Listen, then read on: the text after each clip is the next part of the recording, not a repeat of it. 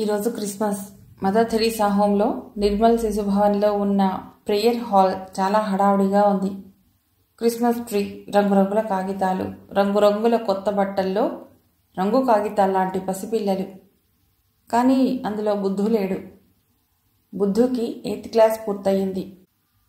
Home rules ప్రకారం 12 దాటిన మగపిల్లలు హోమ్ నుండి వెళ్ళిపోవాలి. అలా అని హోమ్ వాళ్ళని నిరాధారంగా వదిలేయదు. బాయ్స్ స్కూల్ హాస్టల్లో చేరుస్తుంది. దయామయుల విద్యాదానంతో చదువుకుని కొందరు పెద్దవాళ్ళు అవుతుంటారు. మరికొందరిని చదువు రాకపోతే ఏదైనా మెకానిక్ పని, గోల్డ్ పని చేసే వాళ్ళ దగ్గర చేర్పిస్తుంది. బుద్ధుని ధైర్యం చేసి ఇంటికి తెచ్చుకోవటమా లేక హాస్టల్లో చేర్చటమా అని ఆలోచిస్తున్న సమయంలో తులసి తమ్ముడు శివకు ఎయిడ్స్ ఎస్టాబ్లిష్ కావటం, దాంతో విజయ తన ఆశను అణుచుకుని బుద్ధుని వేరే స్కూల్ హాస్టల్లో చేర్చేసింది. ఆ పండుగ సందడి మధ్యగా ఓ మూల నుండి ఏడుపు వినిపిస్తోంది. లేచి అక్కడకు వెళ్ళింది విజయ. ఆశ, ఎందుకమ్మా ఏడుస్తున్నావు? 4 ఏళ్ల పాపను దగ్గరికి తీసుకుంటూ అడిగింది విజయ. నాకు అక్క కావాలి, ఇంకా ఎక్కువగా ఏడుస్తూ అంది ఆశ. విస్తుపోయింది విజయ. ఆ హోంలో గాంధీలాగే ఎప్పుడైనా పిల్లలు మా అమ్మ కావాలని దిగులు పడటం సహజం. తమ ఇళ్లలో పిల్లలైతే పక్కింటి పిల్లల్ని చూసి నాకు చెల్లెలు కావాలి అని అడగటం తాను చూసింది. కానీ ఆశ అలా అడగటం లేదు. నాకు అక్క కావాలని అంటోంది. విజయకు ఏం చెప్పి ఆ పసిపిల్లను ఓదార్చాలో అర్థం కాక ఆశను ఎత్తుకోబోతుంటే ఆశను వెతుక్కుంటూ సంజీవి వచ్చింది. ఏమిటి సంజీవి, ఎందుకు ఏడుస్తోంది ఆశ? అడిగింది విజయ. దయగా నవ్వి, ఈ బుజ్జి తల్లికి అక్క కావాలట అని ఆశని ఎత్తుకుంది సంజీవి. విన్నాను, నాకు అర్థం కాలేదు. ఈ పాపకు అక్క ఉందా? కిసుక్కున నవ్వింది సంజీవి. లేదు. కాస్త అర్థం ఏంటో చెప్పు సంజీవి. మన ప్రభ లేదు, తల్లి యాక్సిడెంట్లో పోయిందని పెద్ద పిల్లను తను ఉంచుకుని ప్రభావతిని ఇక్కడ చేర్చిపోయాడు కదా వాళ్ళ నాన్న. అతనికి జాండీస్ వచ్చి చనిపోయాట. వాళ్ళ బంధువులు ఆ అమ్మాయిని కూడా మన హోంలో చేర్చారు. అక్కతో ప్రభ ఆనందంగా ఉండేసరికి పాపం ఈ బుజ్జికి అక్క కావాలనిపిస్తోంది. ఆశ, ప్రభకి 3 ఏళ్ల తర్వాత కదా అక్క దొరికింది. నీకు మరో 3 ఏళ్లు పోతే ఒక అక్క దొరుకుతుంది అని ఓదార్చింది విజయ. అప్పటికి ఆశ మరో 2 ఏళ్లు పెరిగి అర్థం చేసుకుంటుందని. అమ్మా, మీరెప్పుడొచ్చారు?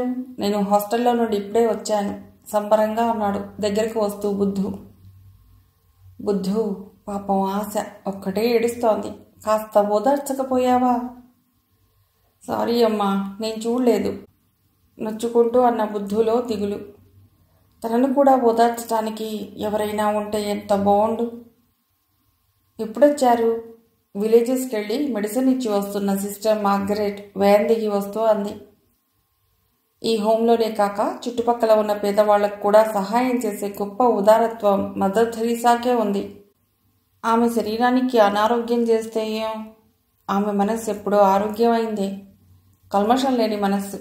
ఆమెను కన్నతల్లి ఎంత అదృష్టవంతురాలు. ఆమె బిడ్డకు పంచిన రక్తం ఎంత నిర్మలమైందో. రా విజయ అని లోపలికి తీసుకెళ్ళింది మార్గరెట్. సగం ఇంగ్లీషు, సగం అరవం, సగం తెలుగు కలిపి మాట్లాడతారా ఆమె. విజయ్కు అరవం అర్థం కాదు, కానీ ఇంగ్లీష్ తెలుసు. సిస్టర్, నేను బుద్ధు చదువుకి, గాంధీ చదువుకి ఎంతైనా ఖర్చు పెడతాను. మీరు వాళ్ళని మంచి చదువు చదివించాలి కూర్చుంటూ అంది విజయ.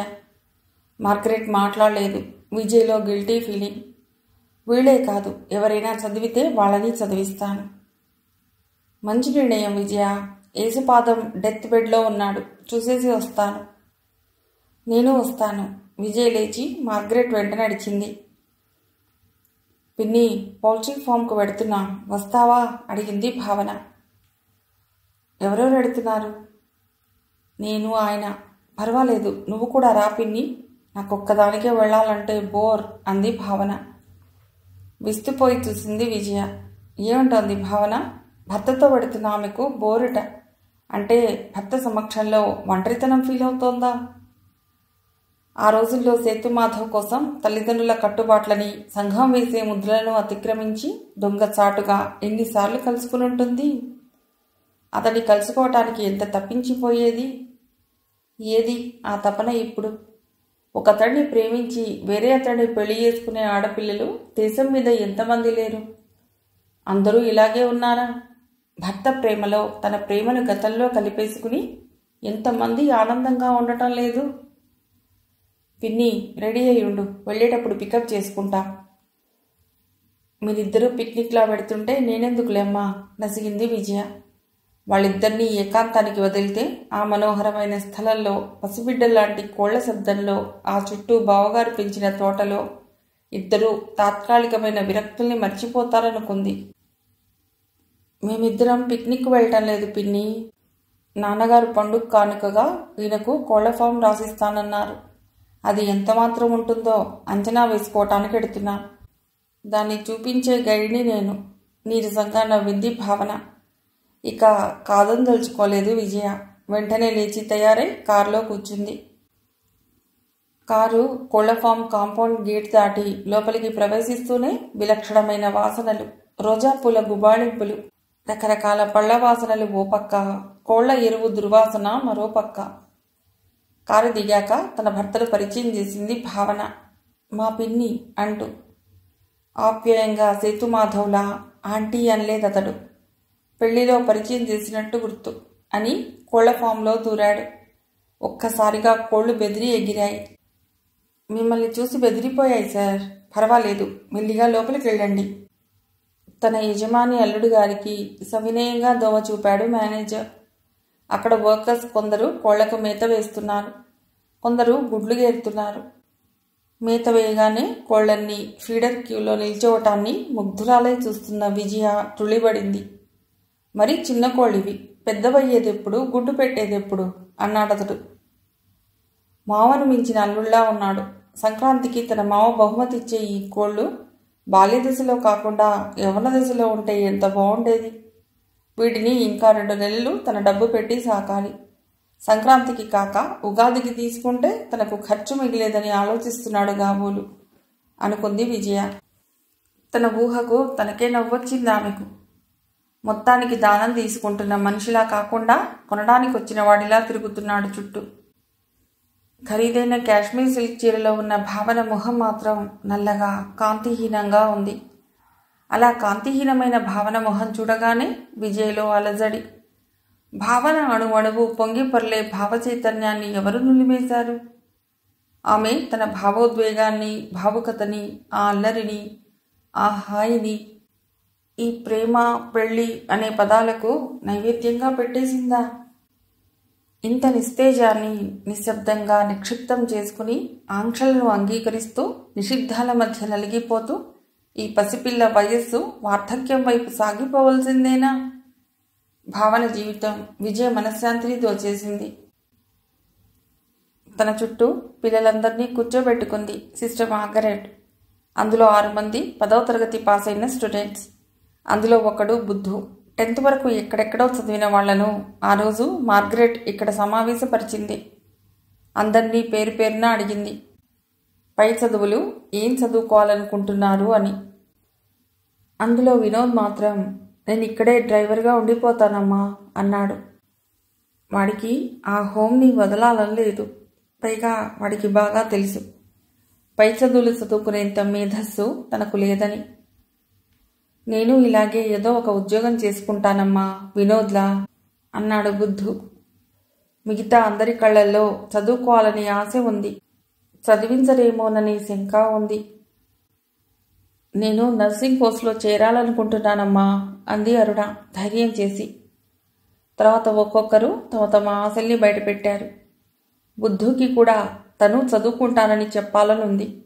కానీ కమిట్ అయిపోయాడు. సంకోచంగా ఉంది అడగాలంటే. ఎవరైనా చదివిస్తే నువ్వు చదువుకుంటావా బుద్ధు? నూనుగు మీసాలతో అటు బాల్యానికి ఇటు యవ్వనానికి మధ్యలో ఉన్న బుద్ధు మనస్సు చాలా సంబరపడింది. చదువుకుంటానన్నట్టు వేగంగా తలూపాడు. ఏం చదువుకుంటావు? చిన్నప్పటిలా నిస్సంకోచంగా తను హిస్టరీలో PhD చేస్తానని చెప్పలేకపోయాడు. వాడు ఎదుగుతున్నాడు మరి. మీ ఇష్టం అమ్మా, ఏది చదవమంటే అది చదువుతాను. నీ ఇష్టం చెప్పు. నాకు సైన్స్ ఇష్టం లేదమ్మా. మరేదైనా మీ ఇష్టం. వినయంగా అంటున్న బుద్ధు వంక జాలిగా చూసింది మార్గరెట్. మరి నిన్ను చదివించే వాళ్ళకు కూడా కొన్ని ఆశలుంటాయిగా బుద్ధు. మౌనంగా నిల్చున్నాడు బుద్ధు. నిన్ను చదివించాలనుకునే వాళ్లకు నిన్ను డాక్టర్ని చేయాలనుంటే వాళ్ళిష్టం. నిరాశగా అంటున్న బుద్ధు వంక ఒక్కసారి చూసి మిగతా వాళ్ల వైపు తిరిగింది విజయ. నిజానికి ఈ సమావేశం ఏర్పాటు చేయించింది విజయ. ఆసక్తి ఉన్న పిల్లల్ని చదివించాలనేదే ఆమె కోరిక. మీరేం చదువుతారు మరి? నేను డాక్టర్ని అవుతానని అందరూ చిన్నప్పటిలా కోరస్లా అరవలేదు. వాళ్ల మధురమైన బాల్యం ఇప్పుడు కనుమరుగైపోయింది. జీవన పోరాటం అప్పుడే మొదలయ్యింది. ఏదైనా పర్వాలేదు అన్నారు పిల్లలు కొంతమంది. మార్గరెట్ మనస్సు ద్రవించింది. వహీద్ తన చదువు బాధ్యత తనది కాదన్నట్టుగా దూరంగా నిల్చున్నాడు. మార్గరెట్కు తన బాల్యం గుర్తుకొచ్చింది. తన తల్లిదండ్రుల ఆప్యాయత గుర్తుకొచ్చింది. ఆ ఆప్యాయత అందని పిల్లల మీద జాలేసింది. అందుకే ఆమె నన్నయింది. ఆమె పేరు పేరున అందర్నీ అడిగింది. ఏ మనిషి మనస్సు ఒకలా ఆలోచించదు అనే సూక్తిని నిజం చేస్తూ పిల్లలంతా తామేం చేయాలనుకుంటున్నారో, ఏం చదవాలనుకుంటున్నారో తలా ఒక రకంగా తమ కోరికల్ని వెల్లడించేశారు నిదానంగా. ఓకే, మీరంతా వెళ్ళి ఆడుకోండి. Okay sister, bye sister. అందరూ వెళ్ళిపోయారు. సిస్టర్ మార్గరెట్ లేవలేదు. బుద్ధుకి సైన్స్ ఇష్టం లేదు, విన్నావు కదా. విజయను అక్కడ చూసిన చిన్నపిల్లలంతా ఆమె చుట్టూ గుమిగూడారు. కారులో నుండి స్వీట్స్ తెప్పించింది విజయ. అల్లంత దూరంలో నిల్చునున్నాడు బుద్ధు. బుద్ధు సైన్స్ సబ్జెక్ట్ ఇష్టం లేదంటున్నాడు. నాకు వాడిని డాక్టర్ చేయాలని ఉంది. వాడి చేత రోగులకు ఉచిత వైద్యం చేయించాలని. బుద్ధుకి వినపడకుండా అంది విజయ. ఆమె గుండెల్లో ఆశ ఆరటం లేదు. నో విజయ, అలా కలలు కనకు.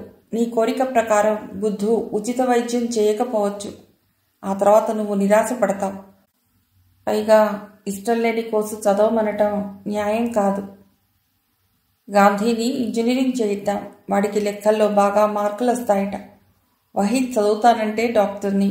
ఇంకా ఇంకా ఆగిపోయింది. విజయ మనస్సు మాటి మాటికి బయటపడిపోతూనే ఉంది. మార్గరెట్ లేచి నిల్చుంది. నీ ఇష్టం విజయ, విద్యాదానం చాలా గొప్పది, అలాగే చేయి. నేను పిల్లల్ని తిరుపతిలో చేరుద్దాం అనుకుంటున్నాను సిస్టర్. గాంధీని కూడానా? అవును సిస్టర్, తిరుపతిలో అయితే దేవుడి పేరు మీద అప్పుడప్పుడు పిల్లల్ని కలుసుకోవచ్చు. అలాగే, నీ ఇష్టం. మిగతా పిల్లల స్టడీస్ కోసం నా ఫిక్స్డ్ డిపాజిట్లో నుండి 10 లక్షలు ఎడ్యుకేషన్ ఫండ్కి డైవర్ట్ చేస్తాను. ఏమంటారు? నీ ఇష్టం అనేసి ఆమె లోపలికి వెళ్ళిపోయింది. బుద్ధు విజయ్ దగ్గరికి వచ్చాడు. అమ్మా, మీ తల మీద ఏదో తెల్లగా. తెల్ల వెంట్రుకలు నాయనా, పెద్దదాన్ని అయిపోతున్నాను కదా, నవ్వుతూ అంది విజయ. బుద్ధుకి ఎందుకో దిగిలేసింది ఆమె పెద్దదైపోతుందంటే. చప్పున తనంత ఎదిగిన వాడిని గుండెలకు హత్తుకుంది విజయ. ఒక రకంగా విజయ పూర్తిగా ఒంటరిదైపోయింది. ఆ ఒంటరితనం నుండి తప్పించుకునే మార్గాల కొరకు వెతుక్కుంటోందామె. తన పిల్లలు మదర్ థెరీసా హోంలో లేకపోయినా నెలకు ఒక మారు తప్పకుండా ఆ హోంకి ఎడుతోంది. ఆ హోంలో చాలామంది వృద్ధులు చనిపోయారు. నమ్ముకున్న పిల్లల అనాదరణకు తట్టుకోలేని కొత్త అనాథలు హోంలో చేరుతున్నారు. ఇప్పుడు చంటి పిల్లల్ని హోం తన దగ్గర చేర్చుకోవటం లేదు. వాళ్ళని హైదరాబాద్లో ఉన్న హోంకి తరలిస్తున్నారు. స్కూల్కి వెళ్లే పిల్లలు, మెంటల్లీ రిటార్డెడ్ వాళ్ళు, సిగ్గా ఉన్నవాళ్ళు మాత్రమే హోంలో ఉన్నారు. సత్య, మిగతా వారాల అబ్బాయిలందరూ ఎవరి దారి వాళ్ళు వెతుక్కున్నారు. రాజుకు తనే ప్రయత్నించి ఆర్టీసీలో ఉద్యోగం ఇప్పించింది. రజియా హాస్టల్లో హెడ్ కుక్గా పనిచేస్తోంది. విజయ్కు ఇంకా భారం కావటం ఆమెకి ఇష్టం లేదు. వహీద్ని కూడా అక్కడే హాస్టల్లో చేర్చుకుంది. వాళ్ళందరూ విజయ్ను చూడటానికి అప్పుడప్పుడు వస్తూ ఉంటారు.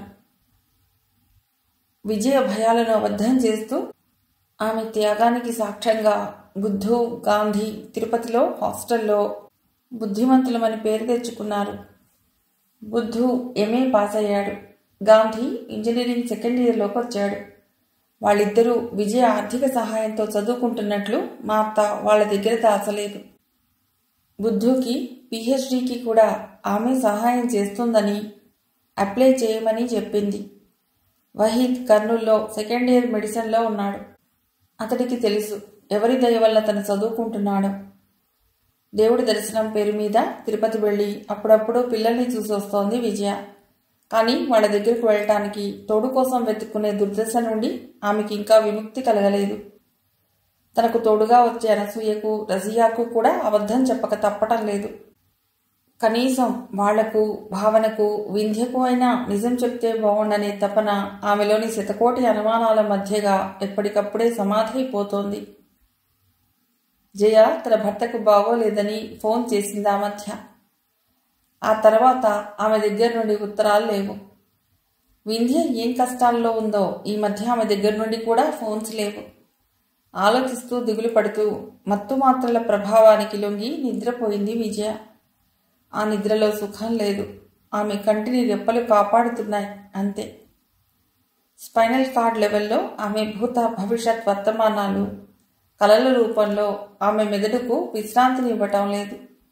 ఎప్పుడో జరిగినవి, జరగబోతుందని భయపడేవి అన్నీ ఒక జీవిత కథ రూపంలో తానెన్నడూ చూడని పరిసరాలలో రూపం దిద్దుకుంటూ ఆమె నిద్రను అక్కడక్కడా బ్రేక్ చేస్తున్నాయి. ఇంకా తెల్లవారక ముందే విజయ తలుపు తట్టింది తులసి. ఎప్పుడో తెల్లవారుజామున కన్నంటిన విజయ గాఢ నిద్ర నుండి మేల్కొని కళ్ళు నిలుముకుంటూ తలుపు తీసింది. ఏమైందక్క? ఆందోళనగా చూసింది విజయ. విజయ, దామ్మా, కిందకిడదాం రామ్మా. విజయ్ చేయి పట్టుకుంది తులసి. విజయ్కేమీ అర్థం కాలేదు. ఇలా అర్థం కాని ఎన్నో సందర్భాలలో మౌనంగా అనుసరించటమే ఆమెకు తెలిసింది. అలాగే చెప్పింది చేసింది ఇప్పుడు కూడా విజయ. కానీ 4 అడుగులు వేసి కిందకు తొంగి చూసిన ఆమె కలవరపడింది. హాల్ నిండా జనం. రజియా, తులసి, ఫ్యామిలీ, సత్య, కారు డ్రైవర్ రాజు, భావన, అనసూయ, ఇంకా చాలామంది. కొందరు నిశ్శబ్దంగా, కొందరు చర్చించుకుంటూ. ఏం జరిగిందక్క? చెప్తాను రామ్మా. వింధ్య ఏమైనా చేసుకోలేదు కదా? విజయ్ గుండె వేగంగా కొట్టుకుంది. అయ్యుండదు. అయ్యుంటే ఈ జనం అంతా పెద్దయిన బావగారింట్లో ఉండేవారు. కాస్త సమాధానపడి తులసితో పాటు కిందకు దిగొచ్చింది విజయ. కానీ ఈ దుర్వార్తను విజయ్కి ఎలా చెప్పాలో తెలియక, అలా చెప్పేశాక ఆమె ధైర్యాన్ని చూడగలిగే శక్తి లేక 2 నిమిషాలు అందరూ మౌనంగా ఉండిపోయారు. డ్రైవర్ మాత్రం సాహసించి చెప్పేశాడు. అమ్మా, రాత్రి అయ్యగారు నన్ను రావద్దని వారే డ్రైవ్ చేసుకుంటూ ఎక్కడికో వెళ్లారు. దారిలోనే యాక్సిడెంట్. రాఘవరెడ్డి గారికి చాలా కోపం వచ్చింది. డ్రైవర్ని లాగి పక్కకు తోసి భార్య వైపు కోపంగా చూశాడు. ఇందరున్నారెందుకు? లోపలికి తీసుకెళ్లి పడుకోబెట్టి నిదానంగా చెప్పలేవా నువ్వు? తులసి బెదిరింది. ఒక పక్క భర్తకు కోపం వచ్చినందుకైతే పిల్లలు కూడా లేని ఆ దురదృష్టవంతురాల్ని ఎలా ఎదుర్కోవాలా అనే నిస్సహాయ భయం మరోపక్క. తులసి నోరు విప్పింది. విజయ, బాధపడకమ్మా. విధి ఎలా రాసుంటే అలాగే కదా జరుగుతుంది. ఆయనకేమైంది? ఏమోలో అతడికి ఏమైనా అయ్యిందేమోనని శంక. యాక్సిడెంట్ అయ్యింది అక్కడే. విజయ్కి అర్థమైపోయింది. కానీ కలగవలసినంత బాధ ఆమెలో కలగలేదు. ఎట్ ద సేమ్ టైం తనకు, అతడి పిల్లలకు ఇంతకాలం అడ్డుగా ఉన్న అతడు తన జీవితంలో నుండి అతని నీడ తన పిల్లల మీద పడనంత దూరం వెళ్ళిపోయాడని తెలిసి సంతోషంగానూ లేదు. ఇది తనకు సంబంధించని విషయంలా అనిపిస్తోంది ఆమెకు. విజయ, ఈ రూమ్లో పడుకుందాన్రా, తులసి పిలిచింది. విజయ లేచింది. తులసి, సౌజన్య చెరో పక్కన పట్టుకున్నారు. నిశ్శబ్దంగా నడిచి పడక మీద పడుకుని కళ్ళు మూసుకుంది విజయ. తనకు భర్త మీద ప్రేమ, గౌరవం లేకపోయినా, అతడి మృతి తనలో ఏ మార్పులు తేకపోయినా, ఈ సమాజం కోసం తను కొంత సాంప్రదాయాన్ని పాటించాలి. తప్పదు. లేకపోతే ఇంతకాలం విజయ మంచిది అన్న వీళ్లే భర్త చనిపోతే కాస్తైనా బాధపడని తనని చూసి ఎంత కఠినాత్మురాలు అంటారు. విజయ తమ్ముడి భార్య కరుణ, తులసి మాట్లాడుకుంటున్నారు. బయట బావగారు జరగవలసిన కార్యక్రమాలు అందరికీ పురమాయించి తమ్ముడి శవం దగ్గరకు వెళుతున్నట్టు చెప్తున్నారు. అన్నీ వింటోంది విజయ. వదినా, ఇది చాలా దురదృష్టం. ఒక్క బిడ్డ ఉన్నా బాగుండేది. కరుణ మనస్ఫూర్తిగానే జాలిపడుతోంది. అదే నా బాధ కూడా. పాపం మరిదికి కూడా పిల్లలంటే ఆశ అందుకుంది తులసి. మావయ్య కూడా అదే బాధపడతారు అంది మళ్ళీ కరుణ. నాన్న గుర్తొచ్చాడు. పాపం నాన్న వచ్చే ఉంటాడు అనుకుంది విజయ. ఇప్పుడిప్పుడే నాన్నంటే తన గుండెల్లో కొద్దిగా ప్రేమ కలుగుతోంది. పాపం మరిదికి ఇంకా 40 ఏళ్లన్నా పూర్తి కాలేదు. అప్పుడే ఇలా ముంచుకొస్తుందని ఎవరనుకుంటారు? వయస్సులోనే ముంచుకురావటానికి ఇదేమైనా జబ్బా? స్వయంకృత అపరాధం. తాగిన మైకంలో మృత్యువును ఆహ్వానించాడతడు. ఇదివరకు 2 మార్లు నిషాలో ఇద్దరిని చంపలేదు ఈయన. చచ్చుంటారు ఈ పాటికి అని తను తప్పించుకుని వచ్చినందుకు చాలా గర్వపడ్డ ఈయనకు విధింపబడ్డ శిక్ష ఇది. పాపం మరిది. విజయకు పిల్లలు కలగకపోయినా మరో పెళ్లి చేసుకుంటానని ఏనాడు అనేవాడు కాదు. తులసి నిజంగానే బాధపడుతోంది. ఇది సహజం. ఎలాంటి దుర్మార్గుడు చనిపోయినా ఆ క్షణంలో మంచి గుణాలే గుర్తొస్తాయి అందరికీ. చెడ్డ గుణాలు గుర్తుకురావు. అందరూ మాట్లాడుతూ లేచి నిల్చున్నారు. విజయ్ లేవలేదు, కళ్ళు తెరవలేదు. ఇదే బాగుంది ఆమెకు. లేస్తే నటించాలి. తను పిల్లల దగ్గర నటించి ఇక నటించలేని పరిస్థితికి వచ్చిందామె. తులసి, కరుణ బయటికి వెళ్లారు. విజయ్ తండ్రి కూతురు పక్కన వచ్చి కూర్చున్నాడు. అమ్మా విజయ. తండ్రి చెయ్యి తన మీద పడగానే ఎందుకో విజయ్ కళ్ళల్లో నీళ్లు ఊరాయి. ఏమిటమ్మా ఇలా జరిగింది? ఎవరి మీద జాలి పడుతున్నాడు నాన్న? ఆయన పోవటం వల్ల తనే నష్టపోవటం లేదు, ఆయనే జీవితాన్ని నష్టపోయాడు పాపం. కళ్ళనీళ్లు తుడుచుకుంటూ భర్త మీద జాలి పడింది విజయ మనస్సులోనే. ఇంకేం మిగిలిందమ్మా ఇక్కడ? ఈ తతంగాలయ్యాక మాతో వచ్చేయమ్మా. ఈసారి కాదనకు తల్లి. తల అడ్డంగా ఊపింది విజయ. ఏముందమ్మా ఇక్కడ? నాకు కొన్ని బాధ్యతలున్నాయి నాన్న, అవి తీరాలి. తర్వాత నిన్నే నా దగ్గరకు తీసుకొచ్చుకుంటాను నాన్న. నన్న అని అతడు ఆశ్చర్యపోయే లోపల ఎవరో వస్తున్న సవ్వడి. పడుకోమ్మా అనేసి వెళ్ళిపోయాడతడు. విజయ కళ్ళు మూసుకుని తన బిడ్డల్ని ఎప్పుడు తెచ్చుకోవాలా అని ఆలోచిస్తోంది.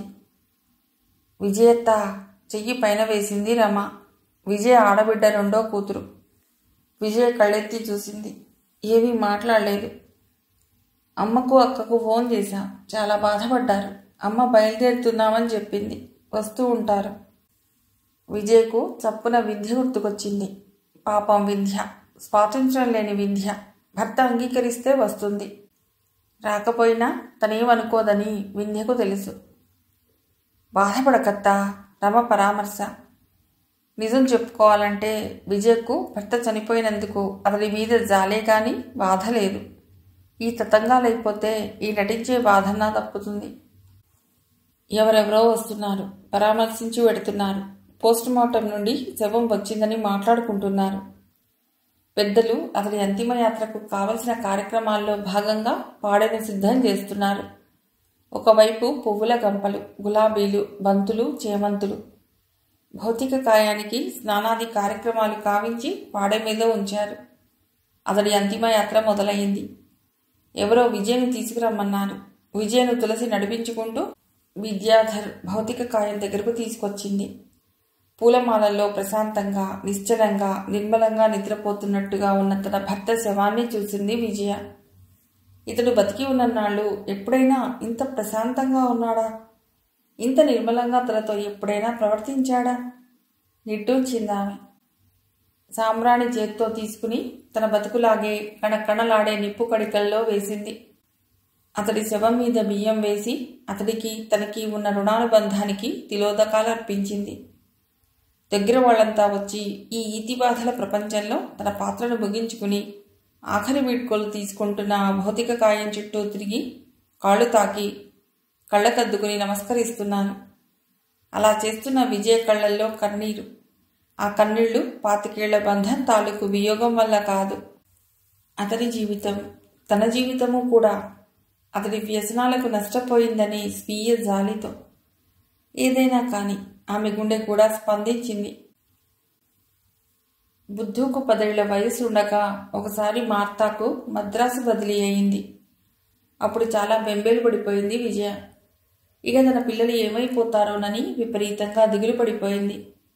మామూలుగా 3 ఏళ్ల కంటే ఎవరిని ఎక్కువ కాలం ఒకే ఊర్లో ఉంచరు మదర్ థెరీసా హోమ్ రూల్స్ ప్రకారం.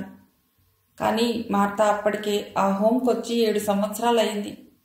కానీ మార్తా వెళ్ళిపోయాక నెల్లూరులో మదర్ థెరీసా హోమ్ ఆర్గనైజేషన్స్ అస్తవ్యస్తం అయిపోవడంతో మళ్లీ ఆమెను ఇక్కడికే పంపక తప్పలేదు.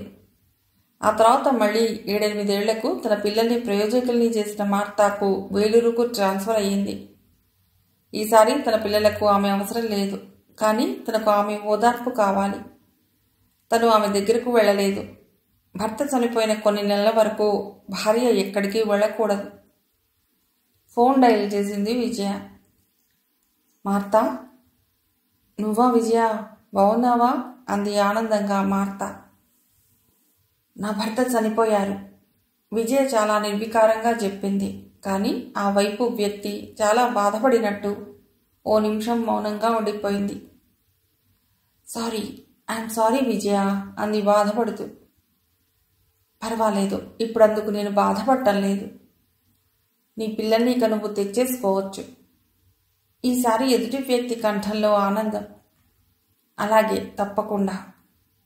ఎప్పుడు? నేను ఓ 4 రోజులన్నా ఎక్కడకు వెళ్ళటానికి వీల్లేదు. ఈ లోపలే మా వాళ్లకు చెప్పేయాలనుకుంటున్నాను. వాళ్ళ చదువు పూర్తయ్యాక తెచ్చుకుంటాను. ఈ లోపల బుద్ధుకి గాంధీకి చెప్పేయినా? లేదు మార్తా, ఇద్దరం కలిసి చెబుదాం. ప్లీజ్ నాకు ఈ సహాయం చేయవా? అలాగే అని ఫోన్ పెట్టేసింది మార్తా. ఫోన్ పెట్టేసిన విజయ్లో మళ్లీ సంఘర్షణ, ఒంటరితనం తాలూకు వేదన. ఆమెకు భర్త గుర్తుకొచ్చాడు. అతడు చనిపోకముందు ఒంటరిదే, ఇప్పుడు ఒంటరిదే. బిడ్డల్ని తెచ్చుకోకపోవటానికి అప్పుడు అతడు ఒక సాకు. ఆమె మనస్సు మీద చీకటి తెరపడింది. అలాంటి సమయంలో అనసూయ కూతురు జ్యోత్స్న రాక ఆమెకు కాస్త సంతోషాన్ని ఇచ్చింది. జ్యోత్స్న, నువ్వా? రా, లోపలికెడదాం. మానసిక డిప్రెషన్లో ఉన్న టైంలో తన స్నేహితురాలు అనసూయ కూతురి రాక నిండు వేసవిలో తొలకరి జల్లులా అనిపించింది విజయకు. అమ్మ బావుందా? బావుందన్నట్టు తలూపింది జ్యోత్స్న. ఇప్పుడు హాలిడేసా? కాదాంటీ, మీతో ఒక ముఖ్య విషయం మాట్లాడటానికే లీవ్ పెట్టొచ్చాను. అయితే ఉండు, కాఫీ తెమ్మంటాను. వద్దా ఆంటీ, వేడి కాఫీ తాగితే మీకు నేను చెప్పాలనుకున్నది చల్లారిపోతుంది అని అల్లరిగా నవ్వింది జ్యోత్స్న.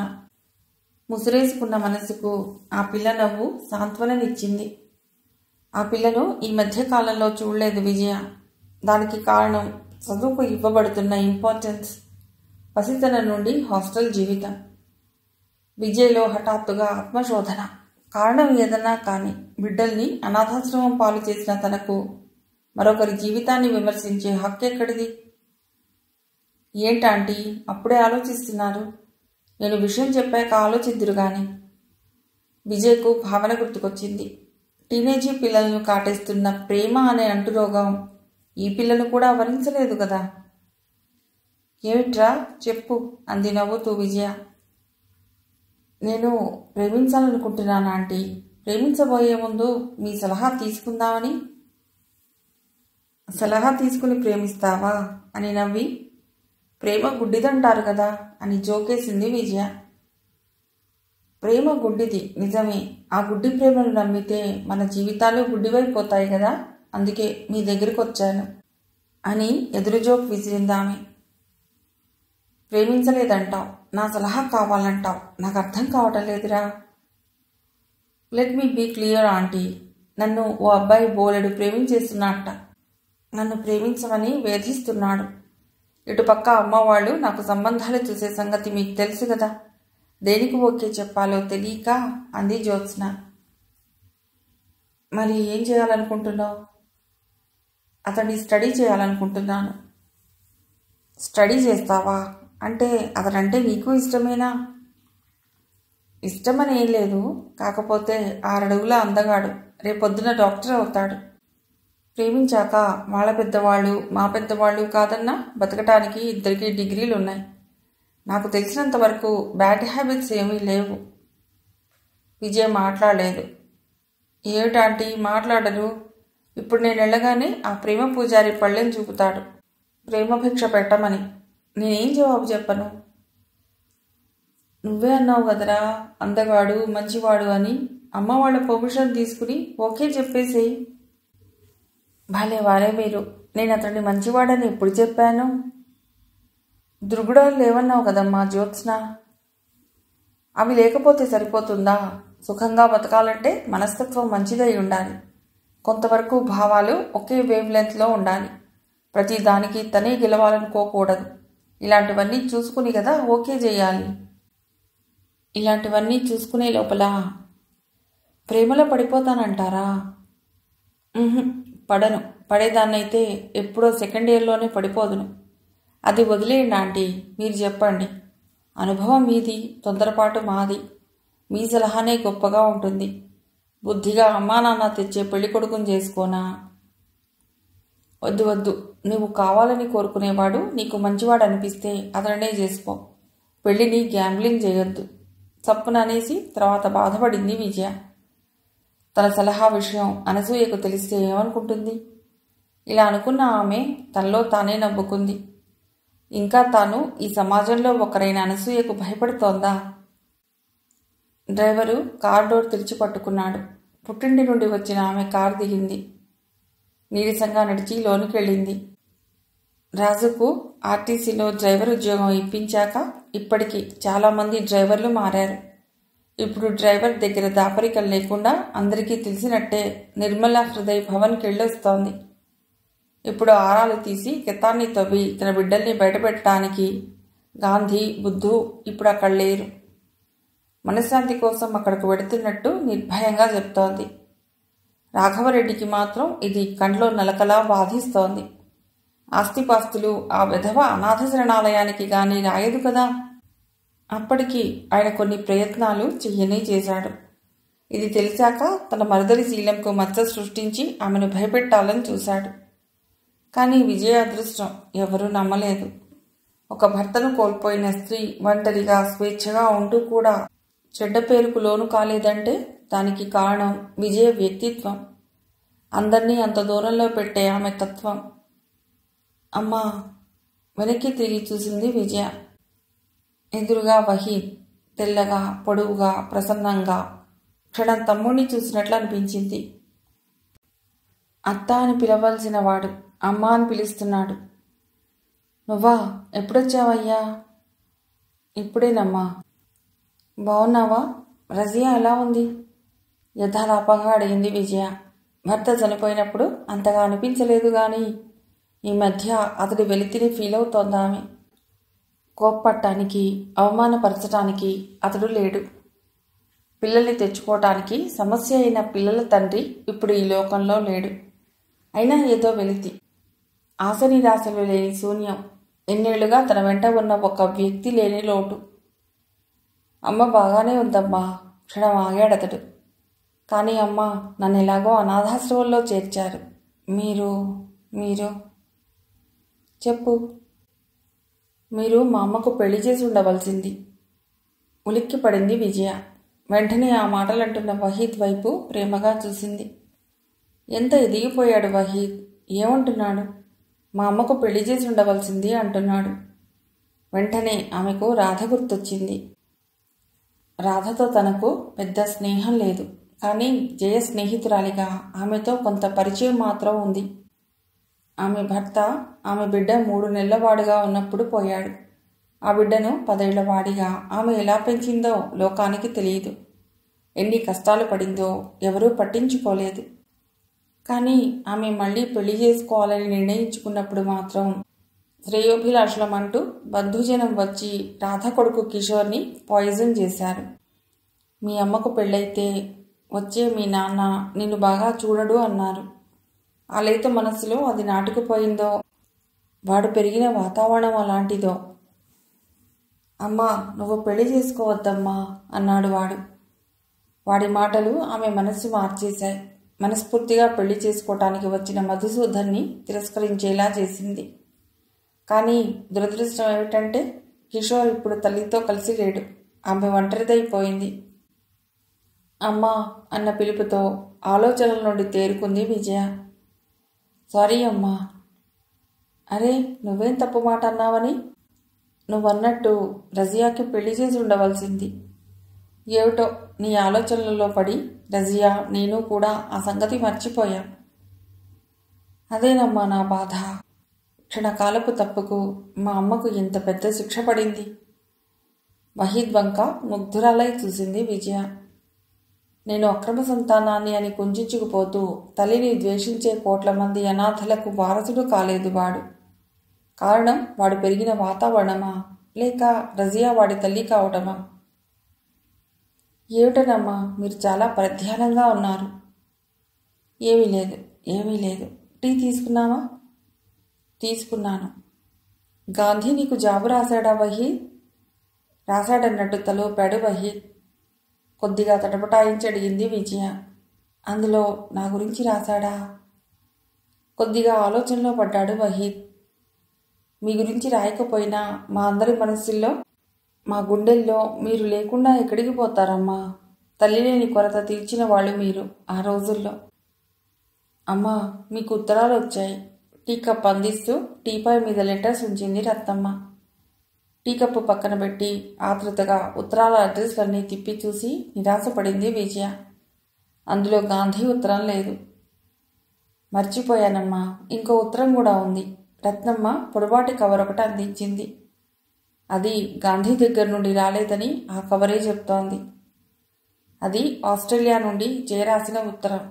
కాస్త ఉపశాంతి. విజయ్ ఉత్తరం తెరవటంతో హోంకి వెళ్ళొస్తానమ్మా అని చెప్పి వెళ్ళిపోయాడు వహీద్. 2 చుక్కలు టీ చప్పరించి కప్పు పక్కన పెట్టి ఉత్తరం తీసుకుని బెడ్రూంలోకి వెళ్ళి పడక మీద వాలిపోయింది విజయ. విజి, నీకు, నాకు, మార్తాకు మధ్య మాత్రమే తెలిసిన ఈ రహస్యం నాతో సమాధి కాకూడదు. చెప్పు, నీకై నువ్వు నీ పిల్లల్ని డిక్లేర్ చేస్తావా, లేక నన్నే ఇండియా రమ్మంటావా? విజి, ప్లీజ్ ఇక ఆలస్యం చేయకు. ఇప్పటికే చేయకూడదంత ఆలస్యం చేశాం.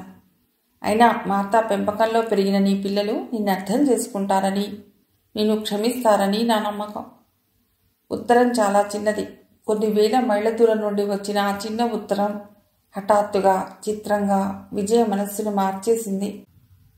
ఆ ఉత్తరం మార్చిందో, కాలం మార్చిందో, ఒంటరితనం మార్చిందో, ఏది ఏమైనా ఈ మార్పు వాంఛనీయమైనది. వెంటనే కూర్చుని స్నేహితురాలికి ఫోన్ చేసిందామె. జయ భర్త ఆరోగ్యం పట్ల ఆందోళన వ్యక్తం చేస్తూ పిల్లల దగ్గరకు వెడుతున్నాను అంది. ఇన్నేళ్లకు జయలక్ష్మి ఆశించిన జవాబు ఆమెను సంతృప్తిపరిచింది. అరే, ఉత్తరంలో రాయలేదే వస్తున్నట్టు. ఆ రోజే వచ్చిన విజయ రాసిన ఉత్తరాన్ని చదువుకుంటున్న మా అత్త ఎట్టెదుట విజయం చూసి సంభ్రమంగా అంది. నేను చూడాలనిపించింది, వచ్చేశాను అంటూ స్టూల్ మీద కూర్చుంది విజయ. బాగున్నావా? బాగా లేనట్టు అడ్డంగా తలూపింది. ఇప్పటికీ ప్రశ్న 1000 సార్లు క్యాజువల్గా వేసుంటుంది మార్త. కానీ ప్రతిసారి విజయ్ దగ్గర నుండి బాగున్నా బాగోలేకపోయినా బాగున్నాను అనే జవాబు అందుకునేది. అందుకే కాస్త ఆశ్చర్యంగా, ఆందోళనగా స్నేహితురాల వైపు చూసింది మార్త. పెద్దదాన్నైపోతున్నాను కదా మార్త, ఈ ఒంటరితనాన్ని ఇక భరించే శక్తి నాలో లేదనిపిస్తోంది. బుద్ధుని, గాంధీని నాతో ఉంచుకోవాలనుకుంటున్నానిక అని ఏకంగా అతను వచ్చిన పనిలోకి వెళ్ళిపోయింది. ఇన్ని సంవత్సరాలుగా విజయ్ దగ్గర నుండి ఆశిస్తున్న కోరిక ఇది. అందుకే ఆమె అంత ఆశ్చర్యపోలేదు. మార్త, విజయ స్నేహితులే అయినా ఇద్దరి మనస్తత్వాల్లో చాలా తేడా ఉంది. ఊరికనే ఆవేశపడిపోతుంది విజయ. దేనికి తొణకదు మార్త. విజయ ఆలోచిస్తోంది పిల్లలతో ఏమని చెప్పి తీసుకెళ్లాలా అని. ఇప్పుడు తీసుకెళ్ళిపోతే ఎలా, వాళ్ల చదువు అని ప్రశ్నిస్తున్న మార్త వైపు చూసి చిరునవ్వు నవ్వింది విజయ. ఇంత కష్టపడ్డది వాళ్ల చదువును మధ్యలో ఆపేయటానికైనా? లేదు మార్త, నెల్లూరు తీసుకెళ్లను. తిరుపతిలోనే వాళ్లతోనే ఉంటాను. అలాగే, అలా చెయ్యి. పిల్లలతో నువ్వు ఉండొచ్చు. వాళ్ల చదువు పాడు కాదు. సరే ఉండు, ఇప్పుడే వస్తాను. ఈరోజు సరుకులు పేదవాళ్లకు పంచిపెట్టే పనుంది. ఆ వర్క్ సిస్టర్ ఇస్తా, నీకు అప్పజెప్పొస్తాను అని ఆమె లోపలికి వెళ్ళింది. విజయ ఆలోచిస్తోంది. తన పిల్లలుగా చెప్పడం బాగుంటుందా? తనని వాళ్ళు క్షమిస్తారా? అర్థం చేసుకుంటారా? ఊరికే తీసుకెళ్ళినట్టు తీసుకెళ్ళి వాళ్లకు తన మీద ప్రేమ వచ్చాక చెప్తే బాగుంటుందేమో. ఆమె ఆలోచన తెగకముందే మార్తా వచ్చింది.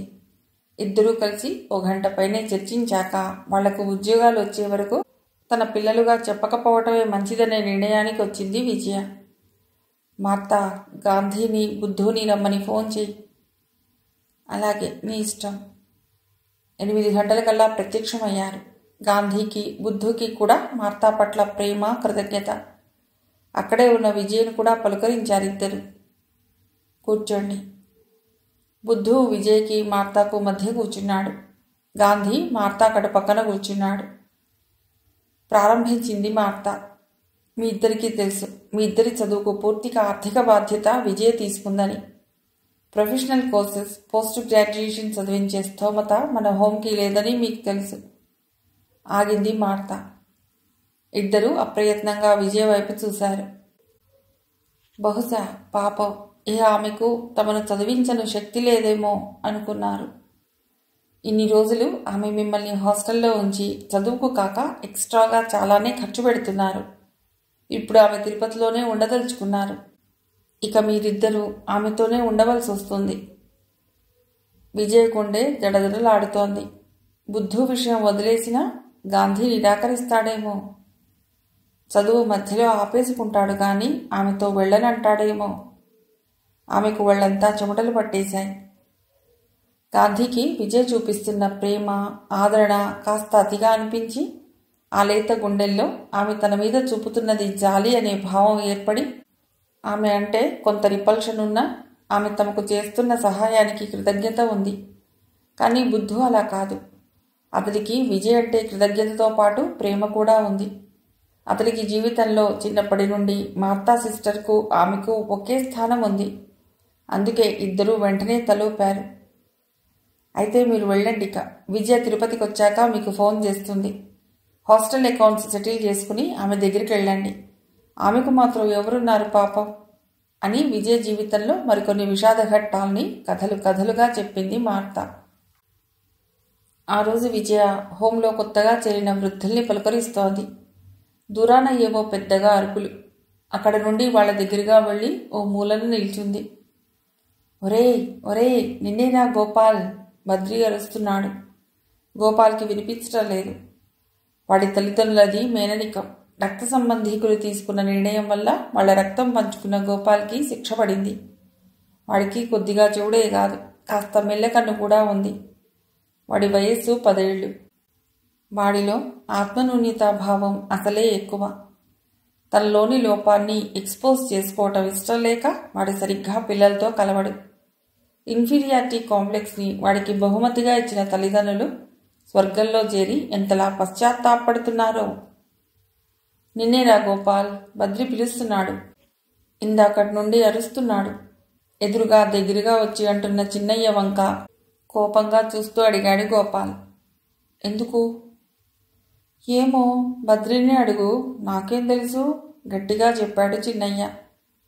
ఇంకా కోపంగా చూశాడు గోపాల్. నేను అడుగను. ఏ? వెళ్ళబోతూ ఆగాడు చిన్నయ్య. నాకు చెవుడని వాడికి తెలుసు కదా, దగ్గరకొచ్చి పిలవచ్చు కదా. వాడి కళ్ళల్లో కోపం స్థానంలో హఠాత్తుగా కన్నీళ్లు. కదిలిపోయాడు 10 ఏళ్ల చిన్నయ్య. సారీరా, నేను చెప్తాలే బద్రీతో, నువ్వేడవకు. అప్పటికే అక్కడకు చేరిన బద్రి విసుగ్గా అన్నాడు. అమ్మ మన కోసం షటిల్ బ్యాట్స్ తెచ్చారు, మనల్ని రమ్మంటున్నారు. గోపాల్కి వినబడదు, నీకు తెలుసు కదా, దగ్గరకొచ్చి చెప్పొచ్చు కదా. చిన్నయ్య వెంటనే అనేశాడు. ఈ మహారాజుకు వినబడదని నేను నౌకర్ని కదా, దగ్గరకొచ్చి మరీ చెప్పాలి కామోసు. విజయ్లో హఠాత్తుగా దిగులు. అనాథలుగా ఈ హోంలో చేర్చబడి ఎదుగుతున్న నిర్మలమైన ఈ పసిపిల్లల్లో కూడా ఈ ఈగోలుంటాయా? విజయ్ వెళ్ళి గోపాల్ పక్కన నిల్చుంది. గోపాల్, రామ్మా, ఆడుకుందువు. బాలు, సుధీర్, పంకజ్ అందరూ మీకోసం ఎదురు చూస్తున్నారు. చిన్న, బద్రి, రండి వెడదాం. విజయ్ కదిలింది. ఆమె వెంట బద్రి, చిన్నయ్య కదిలారు. 4 అడుగులు వేసిన విజయ వెనక్కు తిరిగింది. గోపాల్ అక్కడే నిల్చునున్నాడు. గోపాల్, ఏమా, ఆడుకోవా? వాడు 4 అడుగులు ముందుకు వేసి విజయ్ దగ్గరికి వచ్చి వినయంగా నిల్చున్నాడు. ఆడుకోవాలని లేదా? వాడు తల అడ్డంగా ఊపాడు. ఎందుకని? వాడు జవాబు చెప్పలేదు. ఈ వయస్సులో చదువు ఎంత ముఖ్యమో ఆటలు అంతే ముఖ్యం. ప్లే గ్రౌండ్కి వెడదాంరా. వాడు కదల్లేదు, వంచిన తల ఎత్తలేదు. వాడి వినయంలో ఎంత మొండితనం! వాడి మొండితనం వెనుక వాడి మనసులో ఎంత గాయం! ఈ తప్పెవరిది? పిల్లల మనసులు ఎంత సున్నితమైనవి! మనసున్న వీళ్లను ఇలా వదిలే ఆ తల్లిదండ్రుల దుర్మార్గం ఎంత హీనమైనది! ఇలా ఆలోచిస్తున్న ఆమెలో మరో జ్ఞాపకం. జాన్, వాడి వయస్సు ఎంతని? నిండా 7 ఏళ్లు పూర్తి కాలేదు. వాడిలో ఎంత కసి! తనని కుంటివాడుగా పుట్టించిన దేవుడి మీద, లేక ఏ అవిటితనం లేని తోటి పిల్లల మీద? పిల్లలు నడిచే చోట గాజు పెంకులు వేయటం, ప్రేయర్ హాల్లో గుండు సూదులు గుచ్చటం, ఒక పిల్లవాడి సంచిలో పెన్ కొట్టేసి మరో స్టూడెంట్ బ్యాగ్లో పెట్టి వాడిని దొంగని చేసి ఆనందించటం. ఆమె ఆలోచనలు అక్కడ ఆగిపోయాయి. ఆ పిల్లాడు పురిటిగుడ్డులా హోమ్ సిస్టర్ చేతిలోకి వచ్చాడు. అక్కడే పెరిగాడు. మరి ఈ శాడిజంని ఏ సమాజం పెంచింది వాళ్ళు? ఆమెలో ఈసారి పశ్చాత్తాపం నుండి పుట్టిన దిగులు. అయితే తను తప్పు చేసిందా? తన దగ్గర పెరిగినా వాళ్ళు యోగ్యులుగానే తయారయ్యేవారా? ఇప్పుడు తనకు ఈ ఆశ్రమానికి దూరంగా చదువుతున్న వాళ్ళిద్దరూ ఏ చెడు అలవాట్లకు లోను కాలేదు కదా? ఓ బలహీనమైన భయం ఆమెను పూర్తిగా చుట్టేసింది. మిగిలిన కథ తర్వాతి భాగంలో.